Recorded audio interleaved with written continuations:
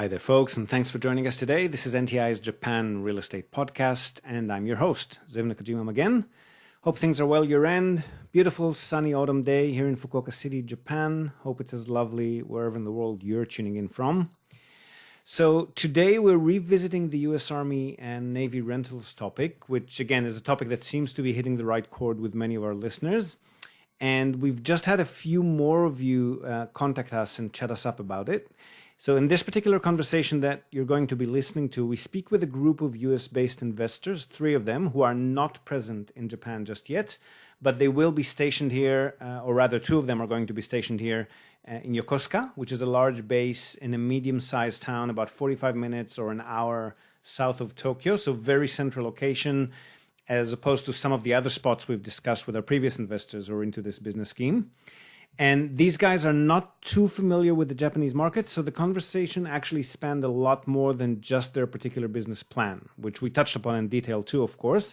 But we also talk more basic stuff, market fundamentals, both historical and current trends. And we also try to speculate a bit about the future.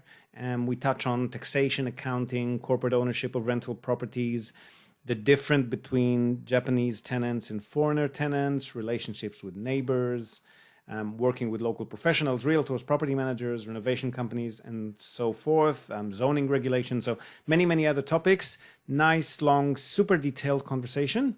This one's about 40 minutes long, so buckle in, enjoy, and I will see you again on the other side. Yeah, so how can we help? I looked at your business plan, and you had a bunch of questions there. So do you want to maybe run that by me first in your own words, and then I'll probably be able to answer some of the questions already? Yeah, absolutely. Philip, do you want to go through very quickly? Yeah, so basically our situation, similar to some other people that you've talked to, we listened to some of your podcasts, and we're both U.S. Navy. All 3 of us are in the Navy, actually. Yeah. Julie and I are coming to Japan pretty soon. I'll be there before the end of the year, and Julie will be there at the start of next year. And we're very interested in purchasing a property and living in it while we're there, and then after we leave, renting it out. We've been doing a lot of research on it and exploring different ways to make it possible, because it's not the easiest thing in the world for us to buy property in Japan. Right. And then we came across you, and that seems to be your area of expertise. So. So the business plan document that you've sent to me that lays out rentals to others, that's not the plan immediately? You're first going to be living there, are you? Yes, that's correct. Okay, and then when you leave, when you get stationed elsewhere, then you're going to be renting it out? Yes. Okay, and you're going to be renting it out to hopefully base personnel who will be paying much more than local residents, I'm assuming. That's the goal. Okay. And because we are on the Navy, so with our connection, we believe that we can easily find another military tenant to rent our property after we leave. Right. Well, that all makes sense. If you've been listening to the podcast, so you've probably heard the last episode we did with somebody in a similar situation, the last 2 actually. You really want to, property in Yokosuka has gone up slightly. It sort of feeds off the Tokyo real estate market. So when Tokyo goes up, it also follows, although not to the same degree. But you wouldn't want to bank on capital growth in Japan as a rule, and definitely not out of Tokyo, Osaka, Fukuoka, maybe a couple of major cities. And rent is going to be quite significantly lower if you're going to be leasing to Japanese tenants. So you do want to make sure that you're getting as much of your rental income, as much of your capital back via rental income to base personnel. Because if and when that dries out for any reason, then your yield's going to be significantly compressed. Most people who invest in Japan invest in condo units, not in houses. Just because the building materials and the longevity of the houses here is not meant to last nearly as much as the reinforced concrete blocks. And at your budget, you mentioned a budget of about 100,000 US. So at that budget, you're not going to be buying anything that's, say, younger than 95, I'm guessing, if you're purchasing roundabout now. Yeah. And they're mostly going to be wooden structures. I'd say primarily 100% probably going to be wooden structures, which means that once they hit 25 years of age, maintenance starts piling up. Okay, so that's about now. Yes, so which is why you're seeing them sold for a relatively low price. Right. Okay, that makes sense. Gotcha. So do you think we could find a property in the Yokosuka area for our price range, a decent property? That would be like an apartment or a condo instead of a house? Apartments or condos, definitely. I mean, it depends on what the base specifies as minimum size. So obviously the price would be Yeah, they reflected. said 50 square meters. 50 square meter. Well, I'll just have a quick look at what our customers have got there. So our clients usually go for the cash cows, which means they're age-wise, they're about similar to what you've been discussing. So kind of mid-80s to maybe 2000 tops. But size-wise, they're a lot smaller. So most people purchase, to get the highest yield, they usually purchase something that's under 25 square. And those in Yokosuka, just looking now, so something that was purchased, say 2016, built 1985, 17 square meters, that was purchased for 4 million yen, so about 40,000 US. Yeah, we'd be looking for a little bigger than that. Yeah. So I'm guessing 50 square, you'd probably be able to fit in that budget if you don't mind it being not too new. I'd say mid-80s again. I mean, as long as it's a decent property with good structure, doesn't need too much maintenance, that should be fine. Also, like if you look at like our business plan, towards the very end, we like attach a few pictures of the houses we found so far. Yep. And then all of them are in like the 5 to 6 million, like 5 to 7 million yen range. So for us, that'll be like 50 to like 70,000 range. And then the house that we like the most is built in 1996, and it's about 100 meters square. But it is a house, and it's definitely on the older side. Yep. So I'll just open your business plan now with the sample. Just give me a second. Right. Um, The appendix, page 14. yeah, just getting down there. Okay, so the sample, the 1966, I definitely steer clear of. That would not be a property that you want to be purchasing because you're going to be buying straight into a lot of maintenance. Okay. The 1993 looks like it could be viable. I mean, the thing is with with renting to base personnel, the thing is that what the base dictates as criteria is really something that's going to be the most limiting for you. So there might be houses that are within a reasonable distance to the base that wouldn't be a problem, but I think from memory, going off requirements from other bases in Japan, they look at asbestos and lead paint checks that a lot of homeowners in Japan are not going to have as a given. So that's something that you might need to commission before you purchase. And they also specify some sizes for parking areas, I think. I'm not sure how it goes in Yokosuka. I haven't seen their criteria. So your selection is going to be limited more by the basis criteria than it is by what's available in the market. There's going to be quite a few properties available on the market, but the base might limit you to what you can actually go for. So that'll take a bit of research to find the right one. Right. So according to our research so far, there are like 3 criteria for the base. First, it needs to be bigger than 50 square meters. Second, it needs to be within a 50-kilometer range, so 30-mile range. Yeah. Like that's a pretty large circle. That includes the Yokohama area, even like towards like the outskirts of Tokyo. Right. Touch like pretty far. And the third is it has to pass the inspection by the base. However, like from what we've heard, the inspection is just very basic, like earthquake and fire hazard inspection. So this is all like we've heard so far and like according to our research, and we definitely learn more information once we get there. Okay, so I think you definitely want to confirm that, because I'll just give you an example of what we've just received from another from another client in a similar situation to yours. Just give me a second.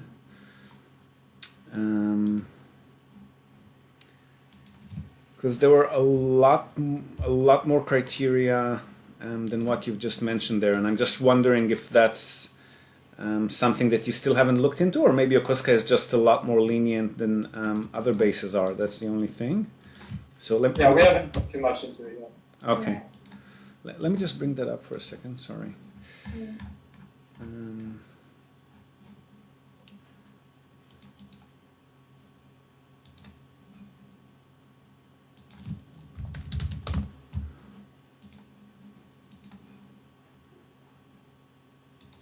What base is like this person, like this military person from? Is he like also Navy, or is he like Army or Air Force?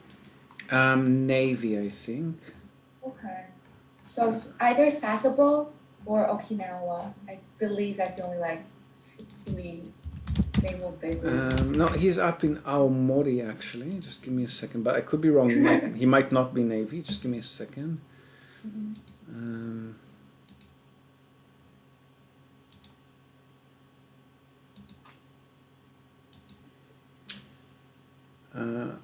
Okay, so we've got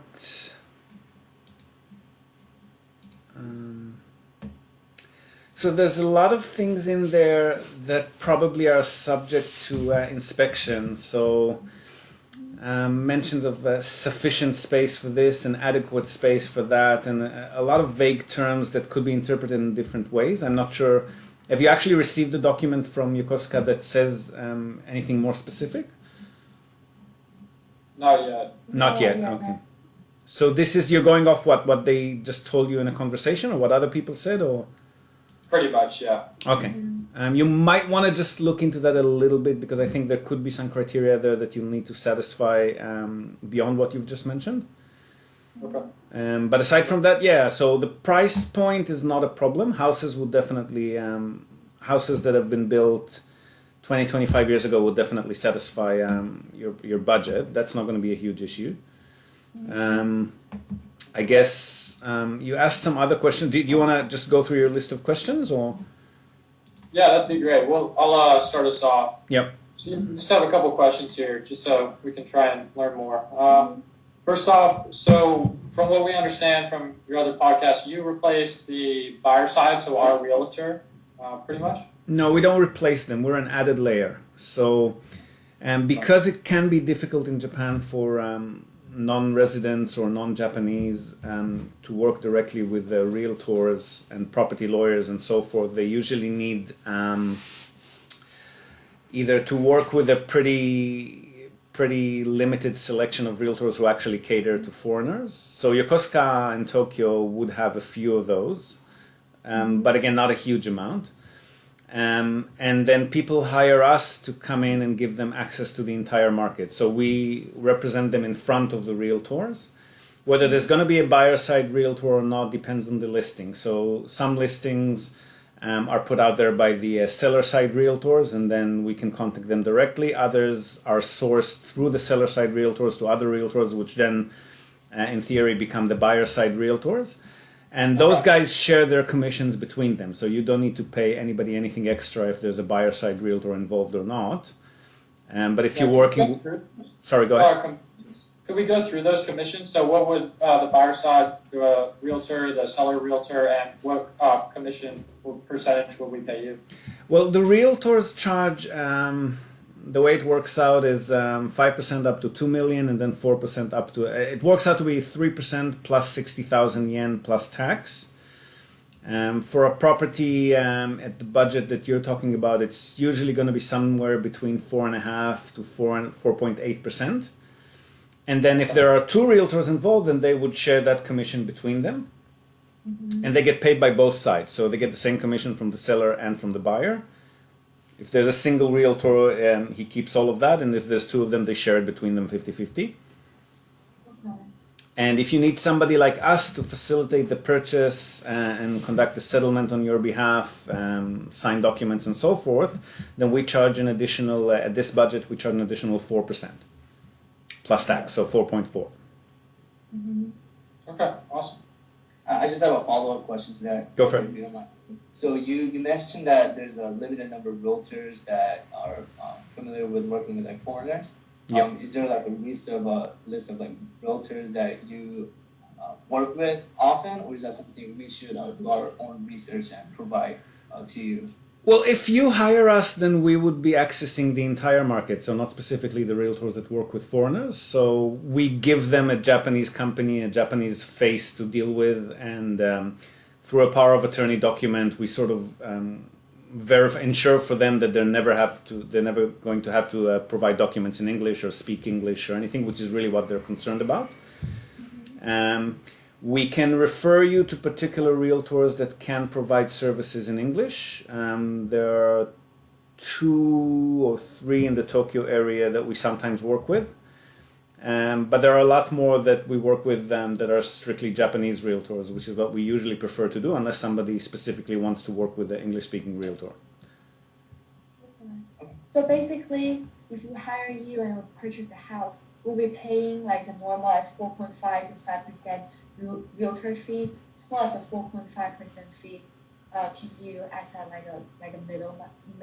middle person. Correct, but we do more than just facilitate the sale. I mean, we'll research for you, we'll conduct due diligence on the properties, we'll make recommendations based on your criteria, but also based on what we think might be a better or not so good deal. And we'll also provide you with a negotiation option. So if we think that there's something in that particular property that should enable us to reduce the price, then we'll do our best to reduce the price for you. So I think our clients tend to think that our fee is more than covered by what we do up to the sale as well. And then if you are present in Japan and you do read and write the language, then you can just conduct settlement on your own. Otherwise, we'll do that for you as well. Okay, awesome. And let's say if we do hire you, we do become your client and we purchase a house, can you also act like a rental realtor to us? Like if you purchase a house through an LLC, can you draw up the lease agreement and then like rent it to us? Again, we work with third parties. So we would work with a local property manager who will be drawing out the lease, and we can represent you in signing that lease, and we can represent you in... there has to be a property manager in place who will be collecting the rent from you and then depositing into the LLC's account if they've got an account in Japan, or we will be acting on the owner's side. So we will be representing the LLC and collecting the rent for them and then issuing an annual statement and sending funds to them whenever they ask us. So I'm not sure whether you're going to be setting up a local corporate structure or if you're just going to be purchasing through the American LLC. That's up to you. Does that matter? It matters just as far as upkeep costs go. So if you establish a branch office in Japan, there's setup cost is about $3,000 US, and then there's about $2,500 US a year in annual bookkeeping and accounting, which is a lot cheaper if you purchase as an individual or if you're not setting up a corporate in Japan. So you're using an American LLC. Are there any fees associated with that? No particular. I mean, Japan does, as long as it's an incorporated entity, not like an NPO or anything of that sort. As long as it's an actual company, then Japan allows individual or corporate ownership. It doesn't matter to them. The only thing is that you won't be able to open a local bank account. So you will need to use somebody like us, and you're not going to have a local address and local phone number. And Japan is pretty high-tech in some aspects, but in many aspects, especially in the real estate industry, it's still very old school. So bills need to be paid in person. If they can be auto-deducted, it has to be from a Japanese bank account. They can't really receive or send funds overseas. They need a local address and phone number that they can put on their file to communicate with. So if you're not going to be setting up a local corporate structure here, then you'll need somebody like us to act as your arm sort of thing when you're not here. Okay, awesome. Yeah, so you mentioned property managers. How does that work in Japan? So what kind of services and fees are there? Is it like a 10% flat rate, like of the 10% of the rent each month? Do they charge that? Is there a fee like that? It varies. There are companies that charge as much as 10%, but most of them would be charging 5%. Okay. Plus tax again from the gross rental income. And then they charge additional fees when they need to place tenants. They charge the first 1 or 2 months of rent, depending on how easy it is for them to find a tenant. If they have to then, if they find it difficult to place a tenant and they have to share the listing with other property managers, they might charge 2 months instead of the 1 month. Okay. So they can share their commission with each other, and they charge a renewal fee when the contract is renewed, which is usually also either half a month or 1 month of rent. And that happens every 2 years normally. They would normally try to charge it to the tenant, but in some cases, if the tenants in that area are not used to paying a renewal fee, then that might go to the owner. Okay. So like if you were to buy the house, other than the buyer side realtor and the seller side realtor fee, what other fee should we be like concerned about? So like we know that we have to buy insurance for fire and earthquake, and like so can you explain all that, and also can you explain how the tax works? So the purchase tax depends on the official evaluation of the property, which can be different from the market price that you've purchased it for. It usually averages out to about 2.5, 2.6% of the property price, and that statement arrives somewhere between 6 to 24 months post-purchase, depending on how busy they are at the Legal Affairs Bureau. And then the legal and registration fees, again, vary depending on the official evaluation or the last official evaluation of the property. So that can be anywhere from 3 to 8%, usually ends up being something like 3.5 to 5%.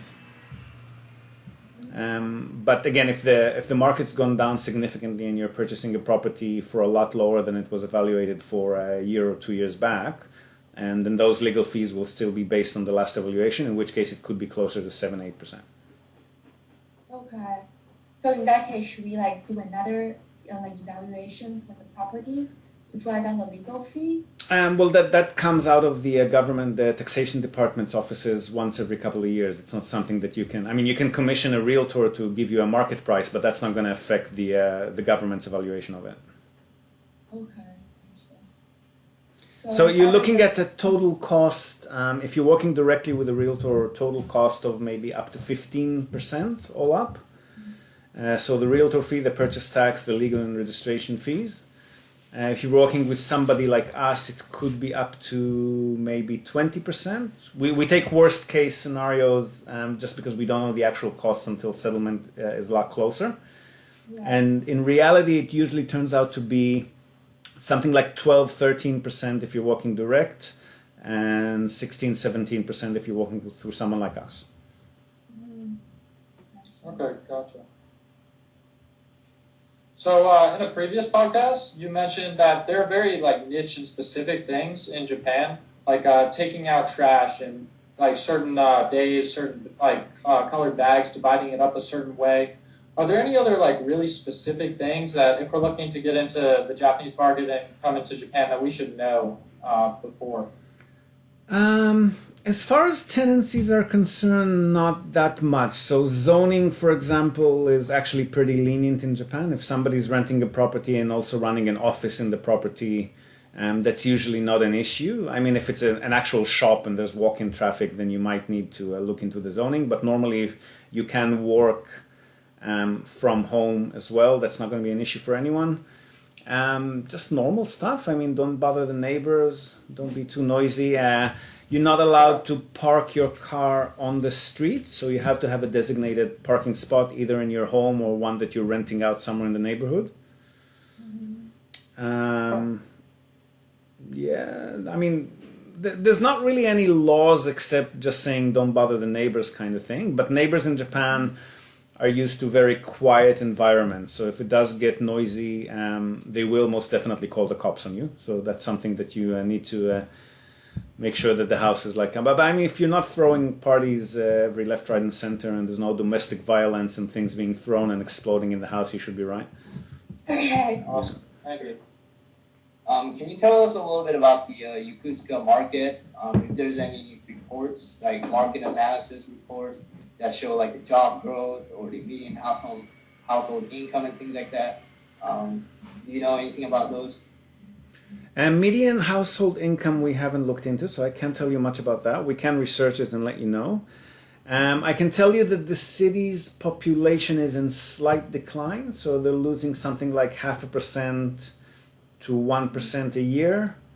I think they're at about 409,000 now. Oh no, as of 2017, and they were 418,000 in 2015. But in the 7 years prior to that, they only lost about 1%. So we don't have population census numbers yet for 2020. I think they were delayed because of the COVID situation. But once that comes out, I'll be able to tell you whether the decline has halted or if it's gotten worse or if it's actually going up. We don't know that. Property price-wise, like I said, they have gone up slightly, sort of on the back of Tokyo. So they've gone up maybe 10% over the last 4 years, so something like 2.5% a year. Industry-wise, aside from the base, which provides a lot of the economy, is driving a lot of the economy there, there's also, it's a mixed blue-collar, white-collar sort of place. So they've got a lot of manufacturing plants, mainly for Nissan and some of its subsidiary companies. So they do auto parts there, and then produce some vehicles and ship them off to other ports in Japan. And they've also got a large telecommunications research center that's been built there 25 years ago. And there's a lot of R&D, a lot of engineering going on there as well. Quite a few companies located in Yokosuka that do that. So it's a nice mixed industry. I mean, it's definitely not a one-trick pony kind of place. But the population is in slight decline. Is the census the best kind of resource to kind of learn those traits, like you said, or is there like I know you do the research, your team does the research and everything, but are there any like reports that we can also kind of like look over too? Yeah, so population-wise, the census is usually the best source.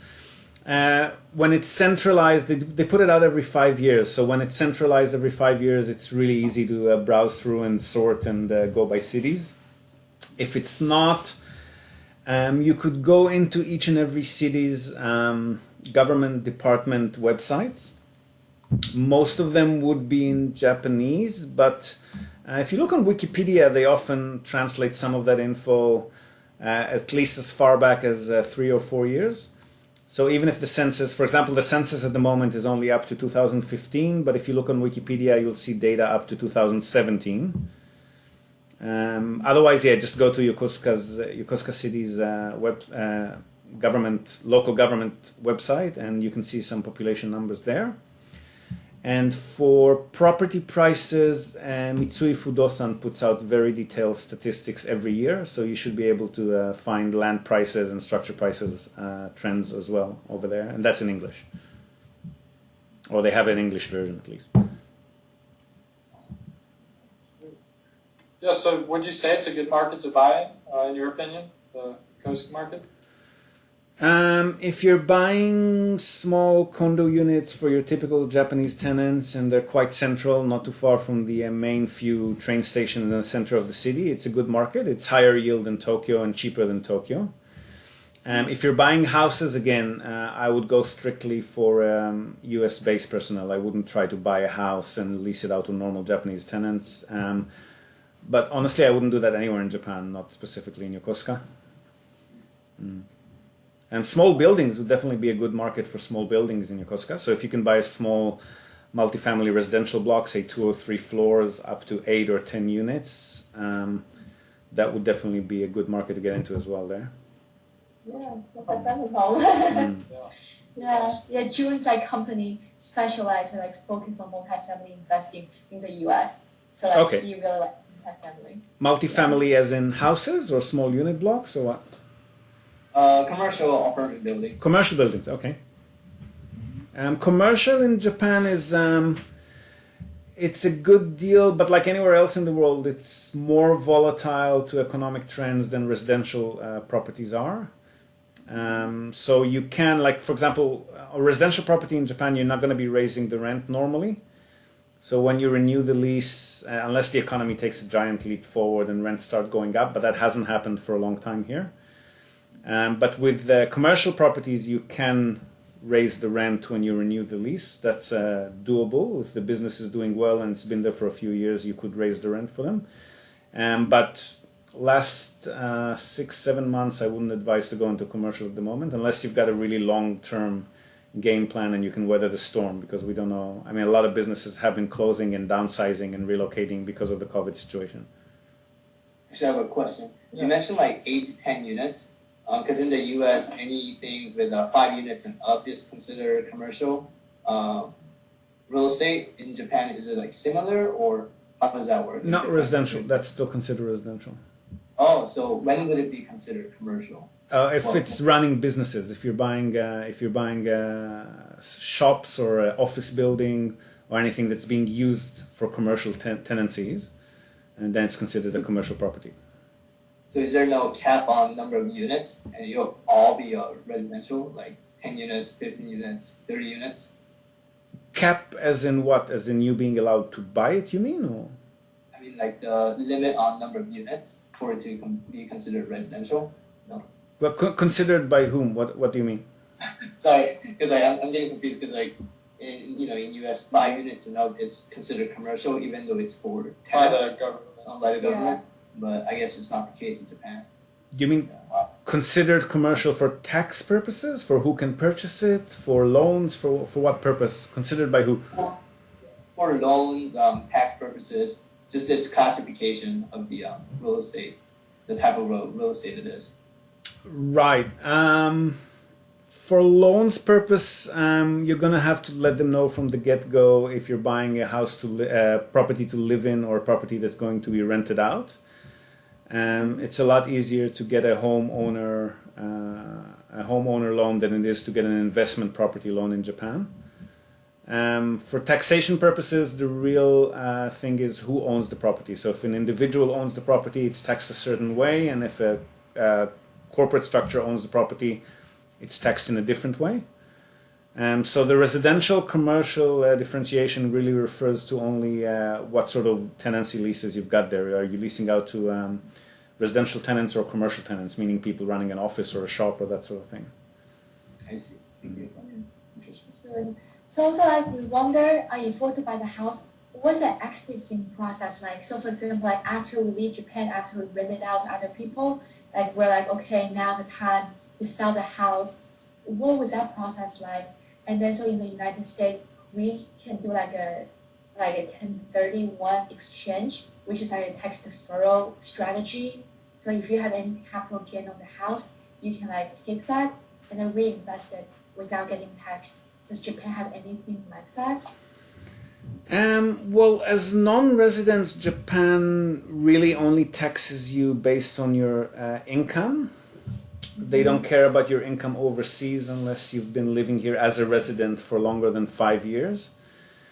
So tax on a single house, I'd say tax is not going to be a huge issue for you in any case. You're probably going to be either under the reporting threshold or on the very lowest, say 5% income tax.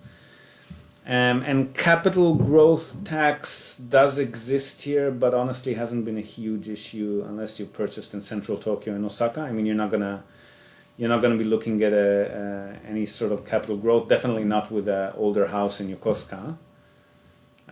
So there hasn't really been a need for anyone to do anything of that sort, but an accountant can definitely advise you on that.